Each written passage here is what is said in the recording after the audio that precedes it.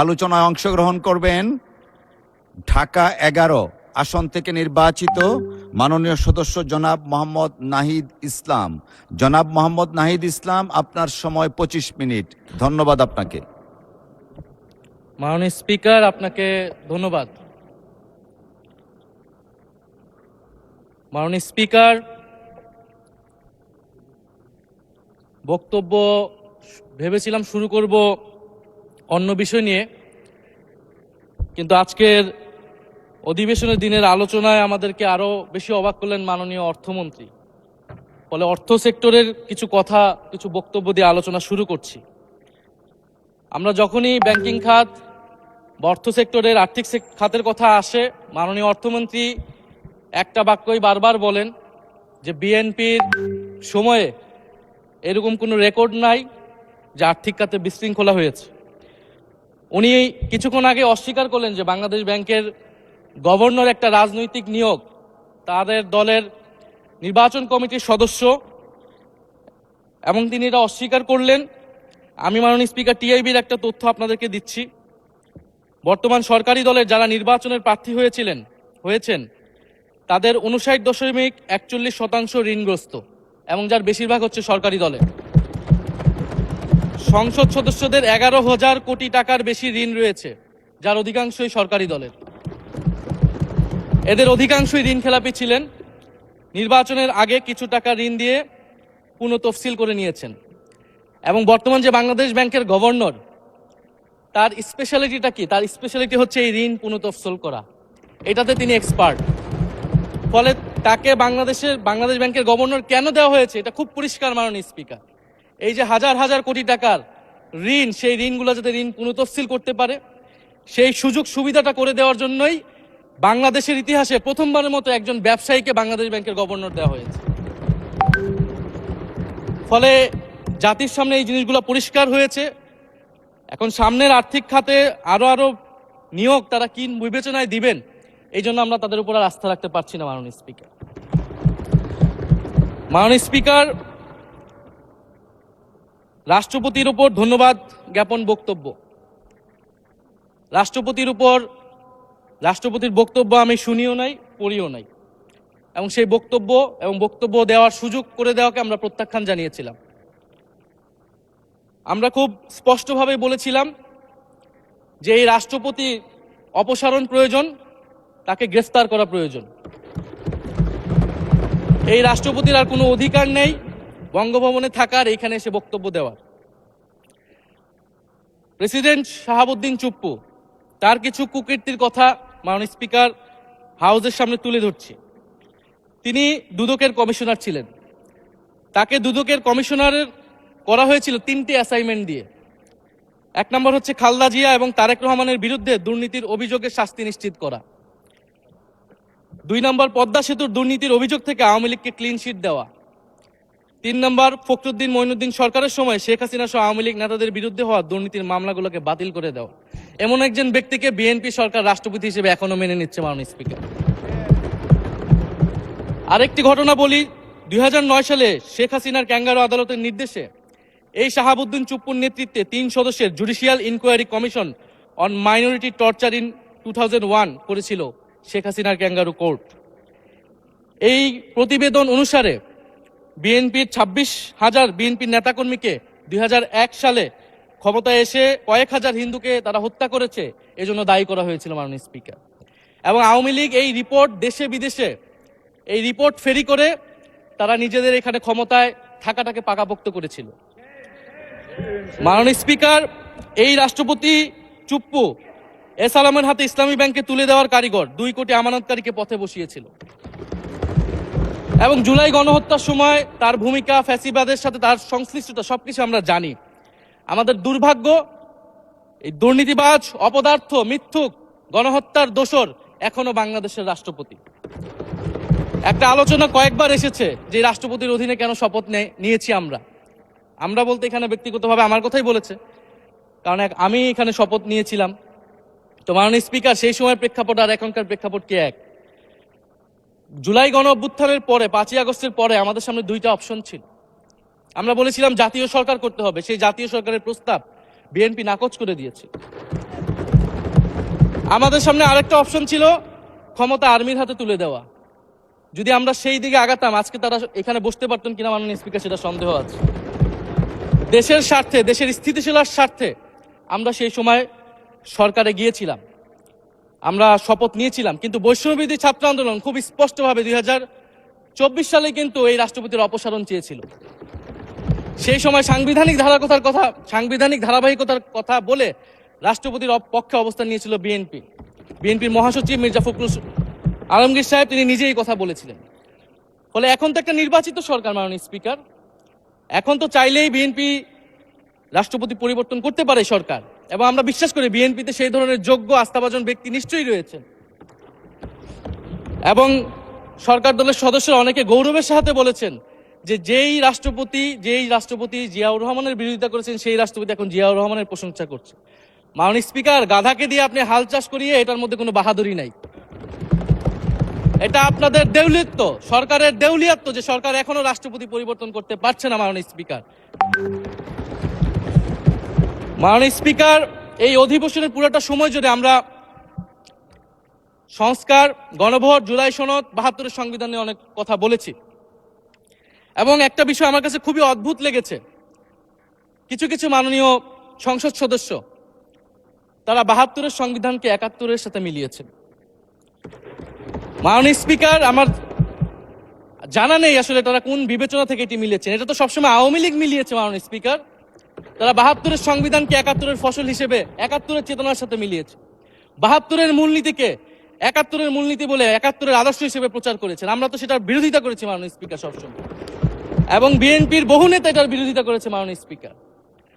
72-এর সংবিধানের ক্রিটিসিজম, সমালোচনা 72 সাল থেকেই বাংলাদেশে শুরু হয়েছিল। গত 16 বছর এই সমালোচনা তৈরি হয়েছিল। 72-এর সংবিধানের সমালোচনা মোটা দাগে 3টি। প্রথমত, এই সংবিধান স্বাধীন বাংলাদেশের নির্বাচিত প্রতিনিধিরা প্রণয়ন করে নাই। আমি সরকারি দলের মাননীয় সংসদ সদস্য ব্যারিস্টার নওশাদ জমির সাহেবের সাথে, ওনার সাথে আমি সহমত পোষণ করে বলতে চাই, একটা স্বাধীন দেশের শাসনতন্ত্র রচনা করার অধিকার, সুযোগ সেই দেশের নির্বাচিত প্রতিনিধিদের হওয়া উচিত। 72-এর সংবিধান রচনা করেছিল যারা 70-এর নির্বাচনে আইয়ুব খানের এলএফের অধীনে যারা নির্বাচিত হয়েছিল পাকিস্তানের শাসনতন্ত্র রচনা করার জন্য মাননীয় স্পিকার। দ্বিতীয়ত, এই 72-এর সংবিধান ইনহেরেন্টলি এটা একটা আনডেমোক্রেটিক কনস্টিটিউশন। একজন ব্যক্তির হাতে সকল ক্ষমতা অর্পণ করা হয়েছিল মাননীয় স্পিকার। সেই সময়ের শেখ মুজিবকে সামনে রেখে এই সংবিধান তৈরি করা হয়েছিল। একজন ব্যক্তির হাতে সংসদের ক্ষমতা, নির্বাহী বিভাগের ক্ষমতা, এমনকি বিচার বিভাগের ক্ষমতাও নানা কায়দা করে তার হাতে তুলে দেওয়া হয়েছিল মাননীয় স্পিকার। ফলে স্বৈরতন্ত্রের বীজ কিন্তু সেই 72-এর সংবিধান থেকে বাংলাদেশে শুরু হয়েছিল। এবং সবচেয়ে ইম্পর্টেন্ট, এই সংবিধান হচ্ছে মুজিববাদী আদর্শ দ্বারা রচিত হয়েছিল মাননীয় স্পিকার। 71-এর আদর্শ কিন্তু 4 নীতি ছিল না মাননীয় স্পিকার। 71-এর আদর্শ ছিল সাম্য, মানবিক মর্যাদা, সামাজিক ন্যায় বিচার। 72-এর সংবিধান এসে বলা হলো জাতীয়তাবাদ, বাঙালি জাতীয়তাবাদ, ধর্মনিরপেক্ষত্ব, গণতন্ত্র এবং সমাজতন্ত্র, এবং এটার বিরুদ্ধে বিদ্রোহ করেছিলেন মেজর জিয়াউর রহমান। মাননীয় স্পিকার, আজকে বিএনপি তার ফান্ডামেন্টাল জায়গা থেকে সরে যাচ্ছে মাননীয় স্পিকার। শুধু জামাত ইসলাম 72-এর বিরোধিতা করেছে বলে কি বিএনপি এখন আওয়ামী লীগের পজিশনে চলে গিয়েছে?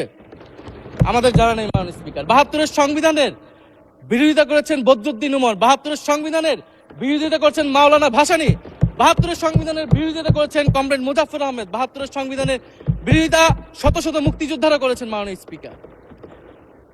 ফলে এই 72-এর সংবিধানকে বাতিল করার একটা সুযোগ আমাদের এসেছিল 1975 সালের সিপাহী জনতার বিপ্লবের মধ্য দিয়ে। জিয়াউর রহমানের এটা একটা ঐতিহাসিক ভুল বলবো মাননীয় স্পিকার, তার প্রতি সম্মান রেখে, যে আমরা সেই সময় সেই অপরচুনিটি মিস করেছি। আমরা একটা গণপরিষদ দিয়ে নতুন সংবিধান করতে পারি না, এবং এই অপরচুনিটি আমরা এই 24-ও মিস করেছি এবং এখনো করতে যাচ্ছি মাননীয় স্পিকার। মাননীয় স্পিকার, 5ই আগস্টের পরে যখন সংস্কারের আলোচনা আসলো, বৈষম্যবিরোধী ছাত্র আন্দোলন তারা তাদের পক্ষ থেকে আমরা বলেছিলাম আমরা নতুন সংবিধান চাই বা সংবিধান পুনর্লিখন চাই। বিএনপি বলেছিল তারা নির্বাচনের মাধ্যমে ক্ষমতায় যেতে চায়। ফলে 5ই আগস্টের পর থেকে রাস্তা দুটি আলাদা হয়ে গেছিল মাননীয় স্পিকার। তখন আমরা একটা মধ্যপন্থায় আসলাম যে আমরা সংস্কারে আসি। সেই জায়গা থেকে সংস্কার কমিশন ঐক্যমত, সেখানে আলোচনা হলো। এখন সাংবিধানিক সংস্কার পরিষদ করার কথা গণভোটে বলা হলো, এখন বিএনপি সেই জায়গা থেকে সরে গিয়েছে। এখন বিএনপি যদি সেই জায়গা থেকে সরে যায়, আমাদেরকে পূর্বের জায়গায় ফেরত যেতে হবে মাননীয় স্পিকার। সংবিধান পুনর্লেখনের দাবি আমাদেরকেও জানাতে হবে, তারা যদি 72-এর পক্ষে এরকম অটল অবস্থানে থাকে। জুলাই সনদ নিয়ে অনেক কথা হয়েছে মাননীয় স্পিকার।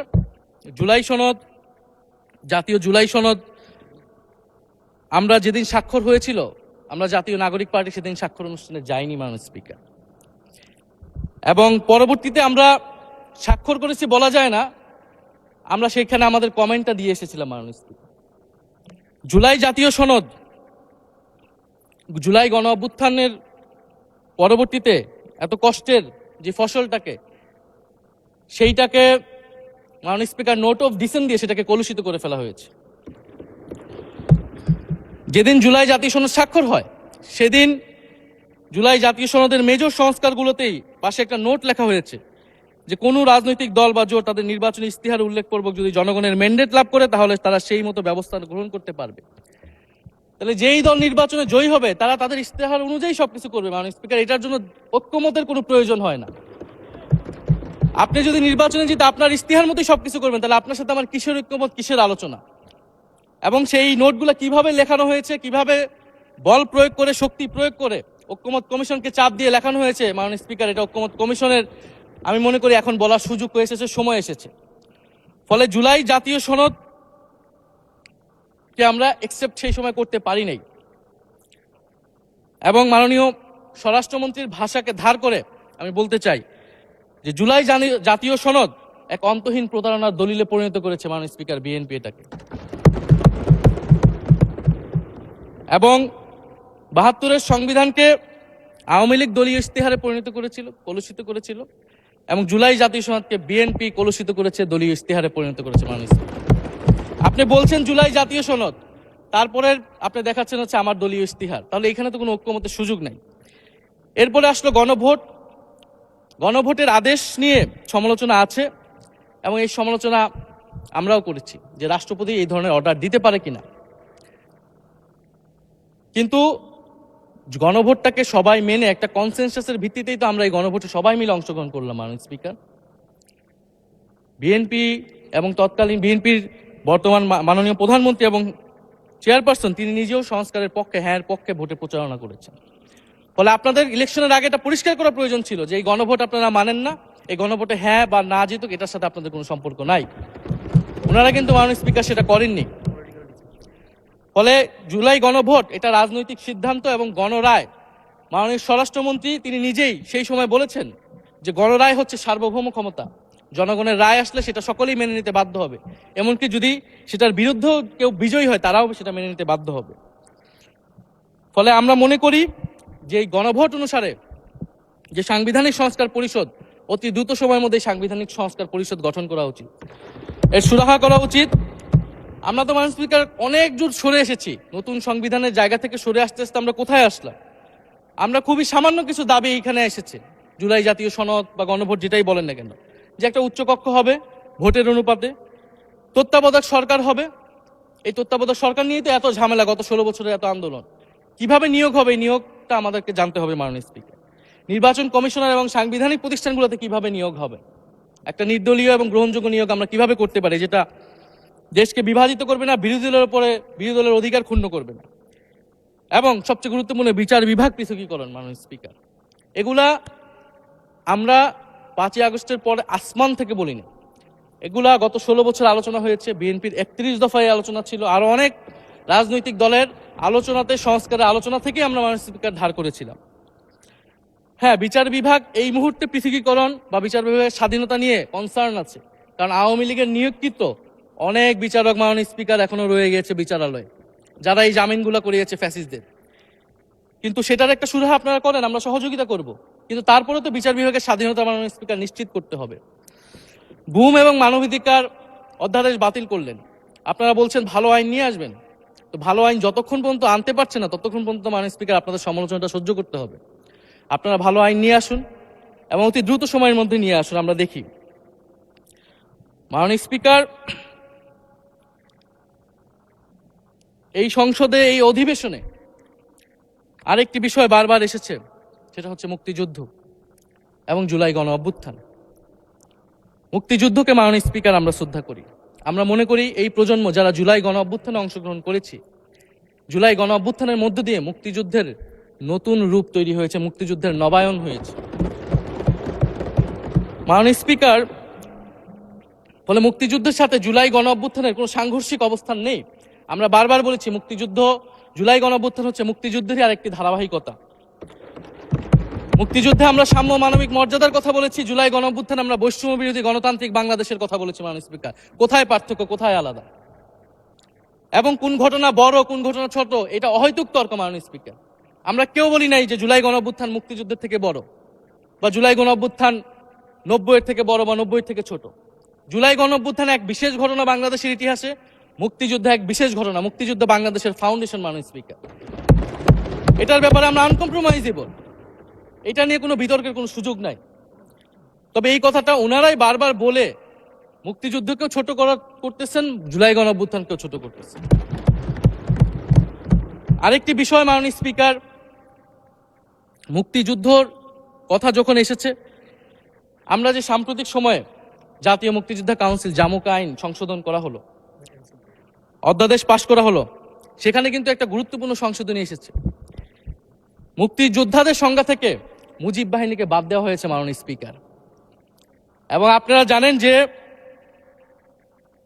এই মুজিব বাহিনী, সেটাকে সংযুক্তির মাধ্যমে হাজার হাজার ছাত্রলীগের নেতাকর্মীকে মুক্তিযোদ্ধা সার্টিফিকেট দেওয়া হয়েছিল। মাননীয় স্পিকার, মুজিব বাহিনীর রোল কি ছিল, এটা আপনারা এখানে যারা অভিজ্ঞ মাননীয় স্পিকার অনেক মুক্তিযোদ্ধা আছেন, তারা ভালো করেই জানেন। মুজিব বাহিনী তৈরি হয়েছিল অন্তর্ঘাত তৈরি করার জন্য। তারা অস্ত্র হাতে দেশে পাকিস্তান বাহিনীর বিরুদ্ধে যুদ্ধ করে নাই। তারা দেশে ঢুকে মুক্তিযুদ্ধের আওয়ামী লীগ বারে অন্য যেই পক্ষগুলো রয়েছে তাদেরকে হত্যা করেছিল। মাননীয় স্পিকার, ফলে মুজিব বাহিনী কিন্তু কোনো মুক্তিযোদ্ধা না বর্তমান আইন অনুসারে। কিন্তু এখানে অনেক মুজিব বাহিনীর কিছু লোক আছেন, তারা নিজেদেরকে মুক্তিযোদ্ধা হিসেবে বারবার জাহির করছে। ফলে আমাদেরকে এই ফারাকটাও করতে হবে। মাননীয় স্পিকার, এবং মুক্তিযুদ্ধের পক্ষ বিপক্ষের রাজনীতি গত 50 বছর ধরে হয়েছে। আমরা এই সমাধান এখনো কেন করতে পারিনি? মাননীয় স্পিকার, এর দায়ভার কে নেবে? বিএনপি কি নেবে না, যারা 29 বছর জামাতের সাথে রাজনীতি করেছে? একটা কথা তো এখন সবাই বলে, সাথে থাকলে সঙ্গী, না থাকলে জঙ্গি। ফলে এটার দায়িত্ব ছিল তো উনাদের, এই রিকনসিলিয়েশন তৈরি করা, এই প্রশ্নের সুরাহা করা। জুলাই গণ অভ্যুত্থানের পরে, স্বাধীনতার 54-55 বছর পরে জাতীয় সংসদে মুক্তিযুদ্ধের পক্ষ আর বিপক্ষ বলে ভাগ থাকবে, এটা তো মাননীয় স্পিকার আমরা প্রত্যাশা করি না, এটা এই প্রজন্ম প্রত্যাশা করে না। আমি মাননীয় স্বরাষ্ট্রমন্ত্রীর সাথে একমত পোষণ করি যে ইতিহাসের এই বিতর্ক আমাদেরকে সমাধান করতে হবে, একপাশে রেখে সামনের দিকে এগিয়ে যেতে হবে, এবং এটা সব পক্ষকে এটার জন্য দায়িত্বশীল ভূমিকা পালন করতে হবে। মুক্তিযুদ্ধ যেমন কোনো দেশের ষড়যন্ত্র না, আবার মুক্তিযুদ্ধের নাম করে এদেশে যে লুটপাট ফ্যাসিবাদ কায়েম হয়েছে, সেটাও আমাদের ভুলা যাবে না। মাননীয় স্পিকার, জুলাই গণ অভ্যুত্থান সকলের অংশগ্রহণে হয়েছিল, এটা আমরা বারবার বলেছি। তবে বিএনপির বিভিন্ন সদস্য তারা তাদের আলোচনায় বারবার বলার চেষ্টা করে যে আমরা ছিলাম না, আমরা তো এভাবে ছিলাম, এভাবে ছিলাম। এটা তো প্রমাণ করার প্রয়োজন নাই। মাননীয় স্পিকার, এটা কেন এত হীনমন্যতা আমাদের এটা বুঝে আসে না। বিএনপি তো অবশ্যই জুলাই গণ অভ্যুত্থানে ছিল, আমাদের সাথেই ছিল, এবং সেই সময়ের একটা উক্তি বিএনপির মহাসচিব মির্জা ফখরুল ইসলাম আলমগীর, উনি বলেছিলেন যে এই আন্দোলনের সাথে আমাদের সম্পর্ক নাই, এটা ছাত্রদের আন্দোলন। তার ওই বক্তব্য সঠিক ছিল। মাননীয় স্পিকার, তার ওই সময়ে কৌশলগত অবস্থান এটাই সঠিক ছিল, উনি ওই সময় এই বক্তব্যই প্রয়োজন ছিল, এটা তো আমাদের কোনো দ্বিমত নাই। মাননীয় স্পিকার, আমাকে ডিজিএফআই, ডিবি, এসবি, বাংলাদেশের হেন কোনো গোয়েন্দা সংস্থা নাই যারা আমাকে ইন্টারগেশন করেছে, টর্চার করেছে, এবং একটা কথা বারবার বলানোর চেষ্টা করেছিল যে এই আন্দোলন বিএনপি জামাতের আন্দোলন, যারা আগুন লাগিয়েছে তারা বিএনপি জামাতের সন্ত্রাসী। এটা একবার তোমরা শুধু বলো। ডিবি অফিসে শেষ পর্যন্ত আমরা বাধ্য হয়েছি আন্দোলন স্থগিতের ঘোষণা দিতে, কিন্তু কখনো এই কথাটা মাননীয় স্পিকার আমরা বলিনি। ফ্যাসিবাদ বিরোধী রাজনৈতিক দলের নেতাকর্মীকে আমরা আন্দোলনের সময় থেকে এখন পর্যন্ত কখনো আমরা অস্বীকার করিনি। কিন্তু একটা জায়গা আমরা ফারাক করতে চাই, যে এই গণ অভ্যুত্থান কোনো দলীয় আন্দোলন নয়। 90-এর গণ অভ্যুত্থান, 69-এর গণ অভ্যুত্থান থেকে এই গণ অভ্যুত্থানের পার্থক্য রয়েছে মাননীয় স্পিকার। এই গণ অভ্যুত্থানে ফ্যাসিবাদ বিরোধী রাজনৈতিক দলের নেতাকর্মীরা নেতৃত্বে নয়, সামনে পিছনে ছিল মাননীয় স্পিকার, সামনে সাধারণ জনগণ ছিল, ছাত্ররা ছিল। ফলে সেই হিসেবেই এই গণ অভ্যুত্থানকে স্বীকৃতি দেওয়া উচিত। এখন যদি বলা হয় যে অমুকের নেতৃত্বে এই গণ অভ্যুত্থান হয়েছে, আমাদের লোকেরা এই গণ অভ্যুত্থান করেছে, এটা মাননীয় স্পিকার এই গণ অভ্যুত্থানের সাথে যারা সাধারণ মানুষ নেমেছিল, যারা শহীদ হয়েছে, তাদের সাথে মাননীয় স্পিকার বিশ্বাসঘাতকতা করা হবে। ফলে জুলাই গণ অভ্যুত্থানে সকলের অংশগ্রহণ ছিল। হ্যাঁ, আমাদের অনেক মত পার্থক্য, জুলাই গণ অভ্যুত্থানের পরে আমাদের রাস্তা আলাদা হয়ে গেছে, আমরা মনে করি রাজনৈতিকভাবে, কিন্তু গণ অভ্যুত্থান আমরা একসাথেই করেছিলাম মাননীয় স্পিকার। এবং আমি দুইটা কোটেশন বলতে চাই মাননীয় স্পিকার। 7ই আগস্টে নয়াপল্টনের সমাবেশে জনাব তারেক রহমান ভার্চুয়ালি যুক্ত হয়ে বলেন, 1971 ছিল স্বাধীনতা অর্জনের আন্দোলন, আর 2024-এর আন্দোলন হলো সেই স্বাধীনতা ও সার্বভৌমত্ব রক্ষার আন্দোলন। এই আন্দোলনে অংশ নেওয়া প্রতিটি ছাত্র জনতা আজ থেকে নতুন দিনের মুক্তিযোদ্ধা। মাননীয় স্পিকার, মুক্তিযুদ্ধের সাথে আমরা তুলনা করছি এই জায়গা থেকে, কারণ আমাদের কাছে এটা প্রায় যুদ্ধ সময় একটা পরিস্থিতি ছিল। 6 আগস্ট বঙ্গভবনে আলোচনা শেষে ব্রিফিংয়ে মির্জা ফখরুল ইসলাম আলমগীর বলেন, ছাত্র জনতা বুকের রক্ত দিয়ে আমাদের নতুন এক সকাল উপহার দিয়েছে, বাংলাদেশ আজ দ্বিতীয়বার স্বাধীন হলো, এই স্বাধীনতা আমাদের রক্ত দিয়ে রক্ষা করতে হবে। মাননীয় স্পিকার, আমরাও বলি রক্ত দিয়ে রক্ষা করতে হবে। মাননীয় স্পিকার, আমাকে একটু সময় বাড়িয়ে দিবেন। আমি যে সময়টা পেয়েছি এটা বিরোধী দলের কোটা থেকে, আমি আশা করব সরকারি দলের কোটা থেকে আমি আরো 10 মিনিট পাবো। মাননীয় স্পিকার, মাননীয় চিফ হুইপ এবং সংসদ নেতা নিশ্চয়ই এটাতে সম্মতি দিবেন। মাননীয় স্পিকার, আমরা ভারত এবং পররাষ্ট্রনীতি নিয়ে কিছু কথা বলতে চাই। এই সরকার আসার পর একটা জিনিস বারবার আছে যে ভারতের সাথে সম্পর্ক উন্নয়ন, এবং মাননীয় পররাষ্ট্র মন্ত্রী যিনি আগের সরকারের নিরাপত্তা উপদেষ্টা, যার পদত্যাগ তৎকালীন বিএনপি চেয়েছিলেন, সেই পররাষ্ট্রমন্ত্রী ভারতে সফর করেছেন প্রথম, এবং তিনি যে বিবৃতি দিয়েছেন সেই বিবৃতিটা আমাদের কাছে স্পষ্ট না। আমরা কোন ভিত্তিতে ভারতের সাথে সম্পর্ক উন্নয়নের কথা বলছি? যেই ভিত্তিতে আওয়ামী লীগ উন্নয়নের কথা বলেছিল, সেই ভিত্তিতে? ভারত বাংলাদেশকে 1971 সালের পর থেকে করদ রাজ্য পরিণত করার জন্য হেন চেষ্টা নেই যে করে নাই মাননীয় স্পিকার। সীমান্তে হত্যাকাণ্ড এখনো হচ্ছে, আমরা নদীর পানি হিস্সা পাচ্ছি না, এবং নতুন করে যেটা হচ্ছে যে বর্ডারে বাংলাদেশি বলে বিভিন্ন মানুষকে পুশ ইন করা হচ্ছে। 2025 সালে 2 মাসে 4000 মানুষকে বাংলাদেশে পুশ ইন করেছে ভারত, ইন্ডিয়ান এক্সপ্রেস অনুযায়ী। মাননীয় স্পিকার, এক ভয়ঙ্কর সংকট সামনের দিনে আমাদের দিকে কিন্তু আসতে যাচ্ছে। এবারে পশ্চিমবঙ্গের ইলেকশন হলো মাননীয় স্পিকার, নির্বাচনের কয়েকদিন আগে ভোটার তালিকা থেকে অন্তত 30 লক্ষ জীবিত ভোটারকে বাদ দেওয়া হয়েছে। এদের অধিকাংশ হচ্ছে মুসলিম এবং মতুয়া সম্প্রদায় মাননীয় স্পিকার। এবং এনআরসি সিএ তারা করেছে, বাংলাভাষী মুসলমানদেরকে তারা বাংলাদেশি বলে বিতাড়িত করছে এবং বাংলাদেশে পুশ ইন করার চেষ্টা করছে। এবং আমাদের যে ভারতের সাথে আগের সংকট রয়েছে, এবং গত 16 বছর যে ফ্যাসিজম ছিল, সেটাকে আঞ্চলিক এবং আন্তর্জাতিকভাবে আওয়ামী লীগকে স্পষ্টভাবে সমর্থন দিয়েছিল ভারত। এবং এখনো জুলাইয়ের গণহত্যাকারী খুনি শেখ হাসিনা, ওসমান হাদির হত্যাকারীরা সবাই ভারত তাদেরকে আশ্রয় দিয়েছে। ফলে ভারতের সাথে এই বিষয়গুলো নিয়ে আমাদের সরকার কি কথা বলেছে, এটা মাননীয় স্পিকার আমরা জানতে চাই। ভারতের সাথে সম্পর্ক আমরা উন্নয়ন করতে চাই, ভারত আমাদের প্রতিবেশী দেশ, কিন্তু মর্যাদার ভিত্তিতে, সাম্যের ভিত্তিতে এই সম্পর্ক হতে হবে মাননীয় স্পিকার। ভারত শুধু আওয়ামী লীগের সাথে সম্পর্ক তৈরি করে এই দেশকে নিয়ন্ত্রণ করার চেষ্টা করছে, সেই দিনকে সে কবর রচনা করতে হবে মাননীয় স্পিকার। ফলে এটা আমরা বুঝতে পারতেছি না ভারত বিএনপির সাথে বা বর্তমান সরকারের সাথে তার সম্পর্কের ভিত্তিটা কি, এবং বর্তমান সরকার আমার এই কথাগুলো যেগুলো আমি বললাম সেগুলো নিয়ে ভারতের সাথে কথা বলেছে কিনা মাননীয় স্পিকার। মাননীয় স্পিকার, দুর্নীতি নিয়ে অনেক কথা হয়, আমি ঋণ খেলাপির পরিসংখ্যানগুলো দিলাম, এবং নির্বাচনের বিধান অনুযায়ী ঋণ খেলাপিকে নির্বাচনে প্রার্থী হতে পারবে না, কিন্তু আমরা দেখলাম নির্বাচনের আগে কিছু টাকা পরিশোধ করে ঋণ পুনঃতফসিল করে তারা সংসদ সদস্য বেশি আসলেন। মাননীয় স্পিকার, আমি কিছু সংখ্যা বলছি। 1700 কোটি টাকা, 765 কোটি টাকা, 679 কোটি টাকা, 621 কোটি টাকা, 201 কোটি টাকা, 182 কোটি টাকা, 97 কোটি টাকা। মাননীয় স্পিকার, এগুলো আমাদের সংসদ সদস্য যারা তাদের ঋণ রয়েছে মাননীয় স্পিকার। এবার আমি নাম বললাম না, কিন্তু পরের সেশনে কিন্তু মাননীয় স্পিকার আমি নাম ধরেই কথা বলবো, এগুলা ফ্যাক্ট, এবং এখনো 2 জন আসতে পারে নাই এই কারণে। এখন দুর্নীতির বিরুদ্ধে তো যুদ্ধ ঘোষণা হয়েছে, এখন এই ঋণগুলো কবে বাংলাদেশের জনগণ ফেরত পাবে, বাংলাদেশের ব্যাংক ফেরত পাবে মাননীয় স্পিকার, এটা আমরা জানতে চাই। মাননীয় স্পিকার যদি সময় একটু বাড়িয়ে দেন। হ্যাঁ, মাননীয় সদস্য, আপনি আবেদন জানিয়েছিলেন, এর মধ্যে ট্রেজারি বেঞ্চের যে চিফ হুইপ আছেন, মাননীয় চিফ হুইপ, উনি আমাকে জানিয়েছেন উনার সময় 20 মিনিট বরাদ্দ ছিল, সেখান থেকে 5 মিনিট উনি কর্তন করে আপনাকে দিয়েছেন। তো আপনি 5 মিনিটের মধ্যে দয়া করে শেষ করবেন। থ্যাংক মাননীয় ইউ। স্পিকার, আর মাননীয় প্রধানমন্ত্রীর থেকে আরো 5 মিনিট আমি রিকোয়েস্ট করছি মাননীয় স্পিকার, আর যদি 5 মিনিটে শেষ করতে পারে আমি শেষ করে দিব, কোনো সমস্যা নেই। মাননীয় স্পিকার, ফলে আমরা দুর্নীতির কথা বলা হচ্ছে, 16 বছরে আওয়ামী লীগের যে দুর্নীতি, সেই দুর্নীতি থেকেও বড় হয়ে গেছে অন্তর্বর্তী সরকারের সময় ছাত্র সমন্বয়করা কি দুর্নীতি করেছে মাননীয় স্পিকার। ছাত্র সমন্বয়করা খুবই খারাপ, তারা মন্ত্রণালয়ে ঘুরেছে, দুর্নীতি করেছে, কিংস পার্টি করেছে। তো মাননীয় স্পিকার, গত আওয়ামী লীগের আমলে 16 বছরের দুর্নীতির বিচার ওনারা কিভাবে করবেন সেইটা মাননীয় স্পিকার ওনাদের বলা উচিত জনগণের সামনে। এবং আরো ভালো হয় যদি 2001 থেকে 6 সাল পর্যন্ত মাননীয় স্পিকার যে দুর্নীতির অভিযোগগুলো এসেছিল সেটারও একটা স্বচ্ছ তদন্ত মাননীয় স্পিকারের বর্তমান সরকার করে।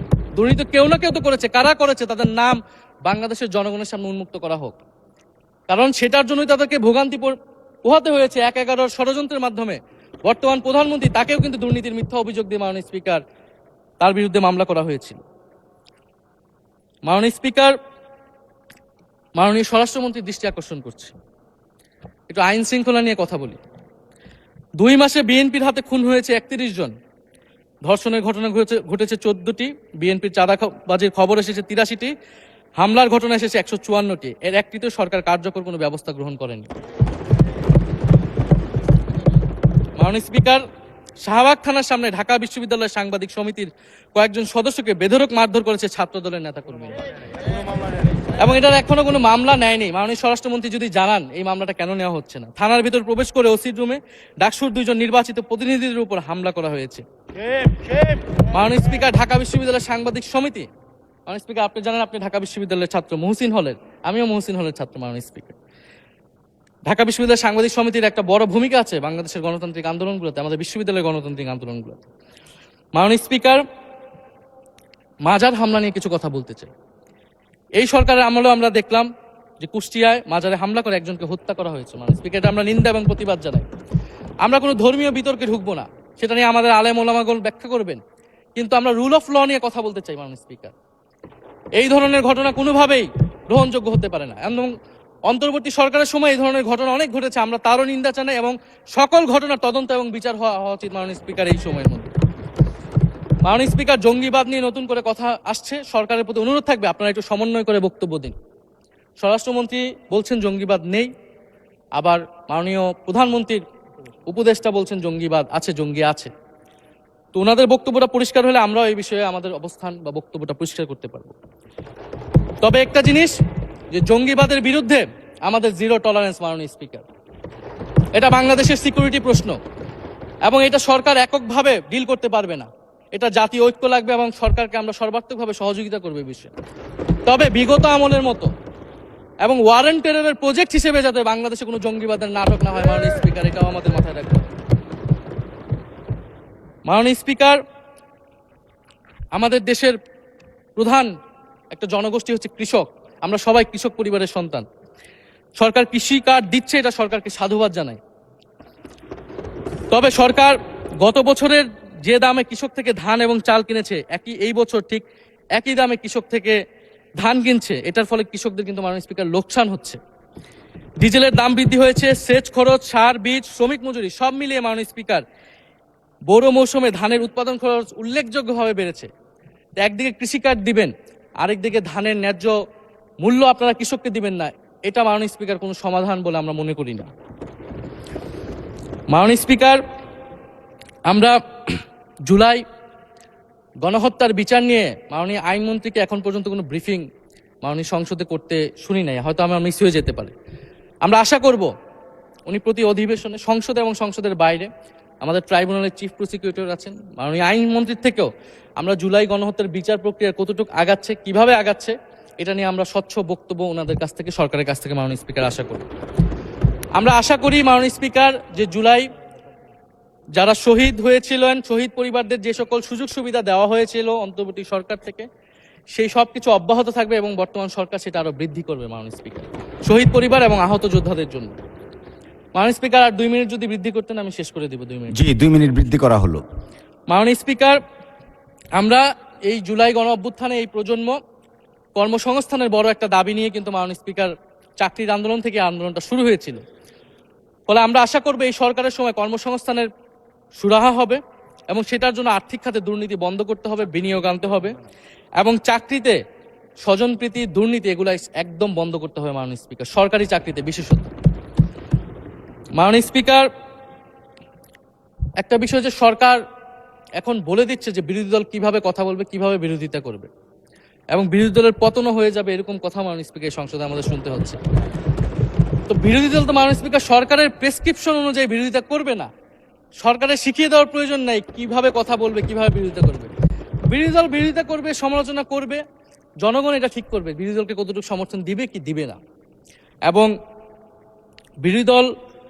বিরোধী দলের রাজনীতি মাননীয় স্পিকার বিএনপি করেছে, আমরা দেখেছি, তখন ছোট ছিলাম।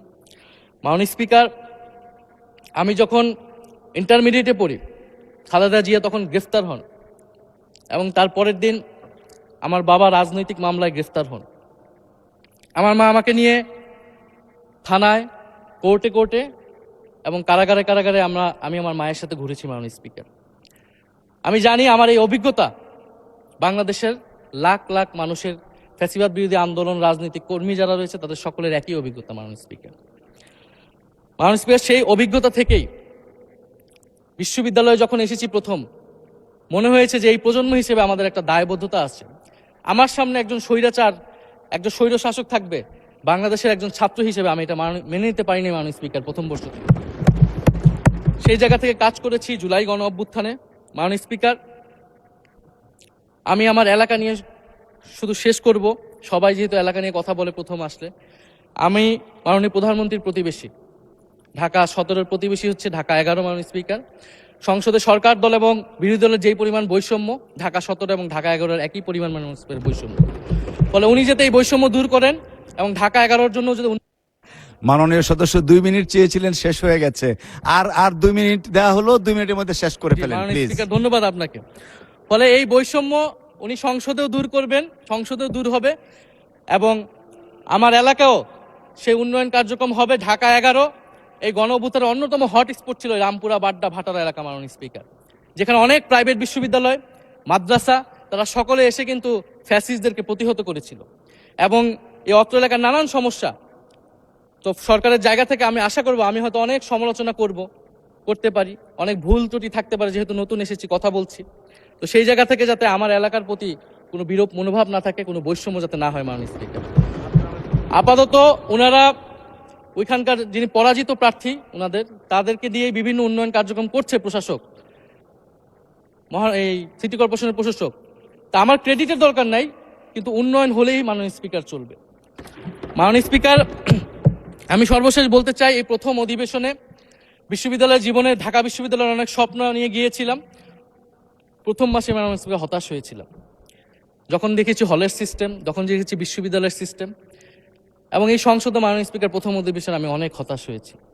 সংসদ, সরকারি দলের সদস্যরা যেভাবে স্তুতি করেছে, যেভাবে সংবিধান সংস্কার পরিষদকে বাতিল করে দেওয়া হয়েছে, যেভাবে গণভোটকে অস্বীকার করেছে, মাননীয় স্পিকার, আমি আশা করব আমাদের এই হতাশা অতি দ্রুতই শেষ হবে এবং আমরা যেই কমিটমেন্ট জনগণের কাছে করেছি সেই সকল প্রতিশ্রুতি আমরা রক্ষা করে সামনের দিকে এগিয়ে যেতে পারবো। মাননীয় স্পিকার, আপনাকে ধন্যবাদ, এই হাউসের সকলকে ধন্যবাদ মাননীয় স্পিকার।